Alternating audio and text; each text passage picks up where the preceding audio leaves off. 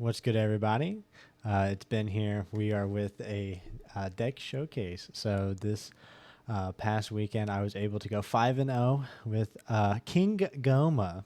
I know he's quite the rogue deck. A lot of people were very surprised by this. It was a last-minute meta call. I love this deck. I've been having a lot of fun with it, and I brought it. Ended up able to go 5-0. Won some really nice prizing with it. Able to secure our now play set of cereals. So we now have our play set of cereals. Goma able to take it home for us. I know a lot of people are gonna be asking why Goma.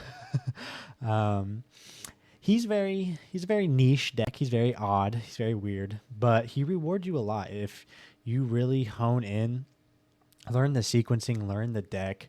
If you take your time and you practice with it, he rewards you very well. I was just trying to think of something that could counter Cell, what can counter Boo, what can counter Omega. Then out of all those are the big three, but then what can beat Piccolo? Because we're in a very nice meta. I do love the meta we are in right now. I know it's predominantly dominated by Cell right now, but Boo and Omega are still very viable. Piccolo is very viable. There's a lot of decks that I think are really good, and this was just kind of a last minute meta call because aggro is in a very good spot right now, and Goma is not only an aggro deck, he can do a little bit of control, he can do a little bit of everything. So what we're going to do is just kind of go over the deck, what I played, what my matchups were. So round one, I played a Bulma. A fellow aggro deck. Was not expecting to run into a Bulma, but we were able to beat Bulma. It was a very close game, but I was able to see my removal, my Witch's Abode on curve, to get rid of their Yamcha. My round two was a Green Vegeta. Green Vegeta can go very wide, can do very similar things that what we do, and has some pretty decent removal with the Great Ape. But luckily, he missed curve a little bit. We were able to capitalize on that and just do our normal Goma shenanigans to kill him on turn 5. My round 3 was a Piccolo, which is what we were ready for. I had practiced into it. We were ready for it.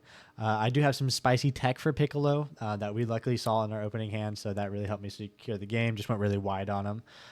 Even after they had Beast Gohan, still able to play around it. The redirect is annoying, but just forcing them to have the cards to be able to get out of all of our swings.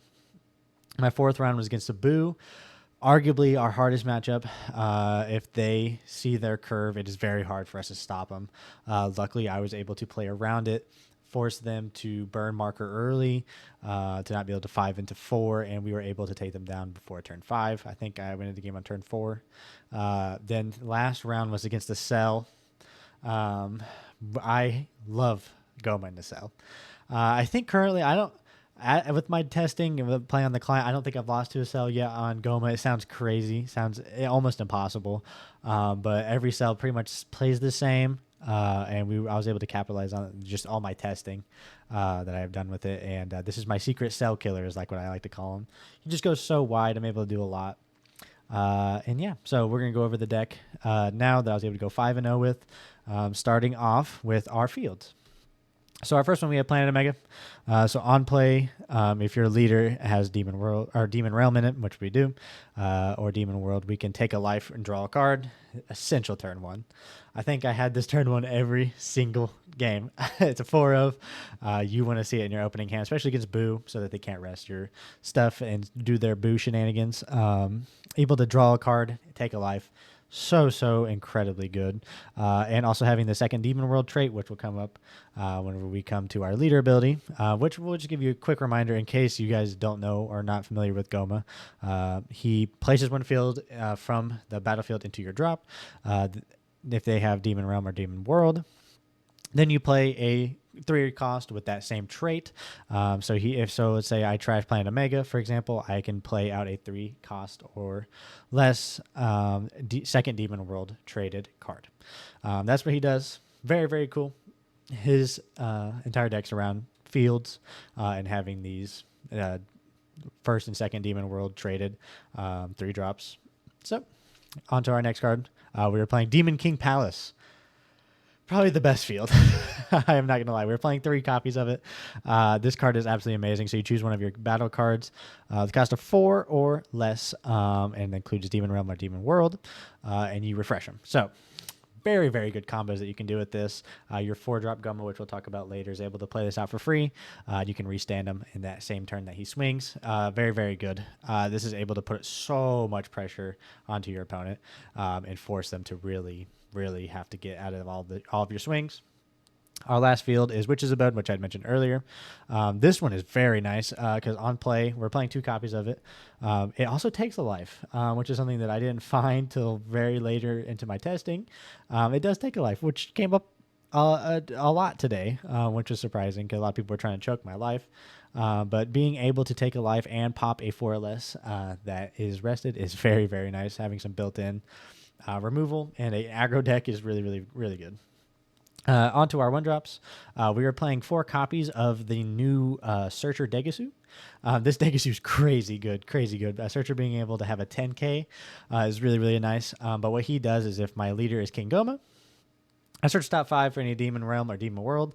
That it does include our super combos, so it searches quite literally the entire deck.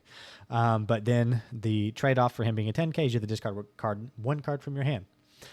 So basically, you play him, search top 5, grab something you want. You can ditch something like a field or like a 4-cost, something to set up your trash with, which is really nice. Our next 1-drop is just the Piccolo cantrip, just because he does have the Demon Realm subtrait, so that helps us activate some of our abilities. Next, we have our 2-drop Nace, because in Gomah, there's not a lot of, actually, in my opinion, there's not really any good Demon Realm or Demon World traded cards. I need another 10k. Nace is just one of those really good ones. He's a 20k. He's a blocker. He takes a life. That's what he's there. He did his job. He's just for curve. That is strictly it. Just playing 3 copies of him. Our 3-drops, we have Third Eye Gomah. This is a new card. So permanent, he is named King Gomah in all fields, so you can technically count for your leader if you are ever using him in another deck. But if your leader is Gomah DA, you can play, or you can take a life and you can play out a field. So he's really cool if you're trying to go a little wide and also play a field. So if you're just like on 3 energy and you just don't really have anything else you can do, you can play him to play out like a Mega, and you can awaken super fast or like a Witch's Abode if they are rested something. You can remove them. So he's really cool. Don't really play him a whole lot. He really kind of is just a 10k if I'm being 100% honest. But there are some, small scenarios where if you need to push in the early game, you can play him and also secure a field so that you can do your later ability as well in the same turn. Next 3-drop is Kraken DA. I love this card. Originally, I wasn't running him as a 4 of. I originally had him as a 3, and some of my testing, I was just like, I have to have him as a 4 of. So he's really good. So if I have 2 or more cards with Demon Realm or Demon World, when I attack him, he restands in energy. Once per turn, thankfully. I really wish he wasn't, because he'd be really good with Demon King Palace to be able to play out and restand him again and swing and get another energy. That'd be really cool, but sadly, we are not able to do that. But he is really, really good to set up some of our plays with cantrips, Degasu, and a little combo that we'll see here in just a little bit. Our next 3-drop is Might Omega. Super good. So he just on play chooses 1 rest mode battle card, and they cannot restand during your opponent's turn. So he's just a lock. Have this as a 2 of. I know a lot of people are running as like a 3 or 4. If I'm being honest, I didn't super need him today. I have just kind of found that Gomah's going to kill you on turn 5, or I'm going to lose the game. Is kind of how it comes down to. Not a whole lot of matchups do you really need it. Maybe in like a fellow aggro deck, like if you're against like a Glorio or something that can go a little bit faster than you can. That is definitely very useful. And late game, if you're pushing to the later game with like a Boo or something like that, or they're just not swinging you don't see your pieces, then he can come up pretty good. But I just have him as a 2 of for now. But 100% can see me as a 3 of. 4 might be pushing it a little bit, but I completely understand. He does have some very good uses, especially because these are the only 2 cards, Might Omega and Kraken, that are able to play off the Might Omega, which is a 4 of. So I can see maybe having more, but it worked out for me today. Our next card is Orinsu. Absolutely amazing card. I love this card. So on play during this turn, the next time you would play a Majin Majin-Ku or Majin-Du, you reduce their cost by 2. So very, very good to cheat out your Majin-Kus or your Majin-Dus. Then activate main, which is the real reason we're playing her. Switch one card in your battle area to rest mode. You switch any card in your opponent's battle area to rest mode, and you draw a card. She feels your card draw because your leader does not draw when you awaken. So he is really nice to tap your fields to get uses out of them while they stick there. So you get to rest any of your fields, rest anything on your opponent's field, draw a card. It helps you. This came up so much in the Boo matchup since Boo is more on the barrier side, the barrier blocker side of it. Or I guess more like the Bobby side where they're restanding their 4 drops and their 3 drops. Being able to just rest them is so nice. It came up a ton today. If they were on the barrier blocker, it would have been a little bit different. But luckily, the Boo that I played did not have it. So I was able to just rest any of their blockers and keep swinging face. And then for our next 3-drop, we have Majin-Du. This card is absolutely amazing. He is kind of the reason why King Gomah really is as good as it is. He is kind of the main reason I really started to test him, and it really brings the deck to life. I play him as much as possible. He combos really well with a Rinsu. So what he does is if you have 2 or more cards with Demon Realm or Demon World, he becomes 25k on your turn. Then on play, if your leader is King Gomah, you can add up to 1 card from your life to your hand. Then you switch 1 energy to active mode. So essentially, with the Rinsu, he plays himself for free. Absolutely insane. So good. And he leaves an extra energy up to do like a Degisu or a Planet or a Piccolo, anything like that. He is so insanely good. Being able to just keep putting bodies on board. It is so incredibly good, and is he's kind of the bread and butter of the deck. Is this little combo right here? On to our next card, our spicy one of this Vegeta came in super clutch today in my Piccolo matchup. It was the tech for Piccolo because if they 9-drop you or they 7 cost you, you just kind of lose the game. Not a whole lot you can do to recover from that. So what Vegeta does, if you don't know, all of your rest mode battle cards cannot be carried by your opponent's skills. Then on play, he can take a card and play a 1-drop. Super niche, only comes up really in the 1 matchup, so that's why I'm playing as a what of, but insanely good in the 1 matchup if you see him. He is kind of the win condition there. I was able to go so insanely wide. I think I had like 6 or 7 guys on board by like turn 4, and just not being able to let them KO it or even touch my board is just so good. Moving on, we have our 4-drop Gomah. On play, he draws a card. Then when he attacks, he plays out a field from your drop. Super, super good. He is also, he really is the life of the deck. You play this, you're able to do the combo. You play him, swing. You can play the King's Palace to restand him so you can swing twice. Really, really good. Then you can have, like, if you have a Rinso on board, you can then rest that. Then you can swing leader to play out something else. Super good. He is the deck. If I'm being honest. And we're running him at 3 copies just because of this next card. The new 5-drop Giant Gomah SR. This card is amazing.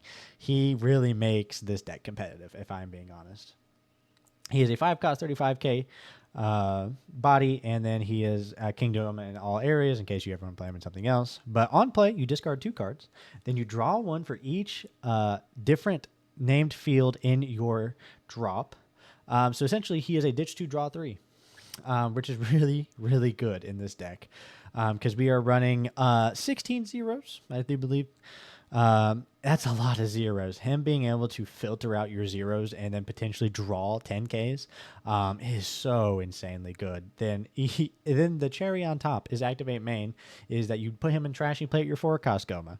So you play him, ditch 2, draw 3, swing 35, then you put him in the trash, play him, draw another card, swing him, play a field, and then you're able to do your other Gomah shenanigans.